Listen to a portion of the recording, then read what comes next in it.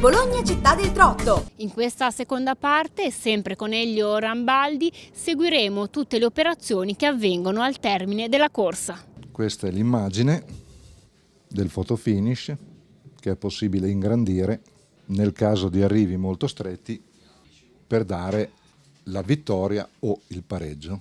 Adesso è arrivato il giudice d'arrivo. La funzione principale del fotofinish è quella di essere di supporto al giudice di arrivo oltre al rilevamento dei tempi di gara. Nel giro di 2 minuti e mezzo dal termine della corsa, la foto è stampata, il giudice d'arrivo ha la possibilità di stabilire l'ordine corretto di arrivo. A questo punto andiamo a tracciare le linee per i tempi. In questo caso basta cliccare davanti al naso del cavallo, compare una riga perfettamente perpendicolare che è possibile spostare di 1 pixel alla volta.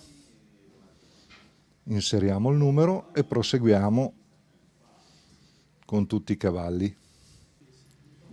Ecco, adesso mandiamo in stampa video i tempi per il cronometrista e qui compare la tabella con i tempi, tempo totale, e questo è il ragguaglio al chilometro per i 1660 metri. Ringrazio Elio Rambaldi per questo approfondimento. Adesso non abbiamo più segreti, sappiamo tutto. Non ci sono più segreti, ora sapete tutto e sapete comunque come lavora il fotofinish in un ippodromo. Grazie ancora. Prego.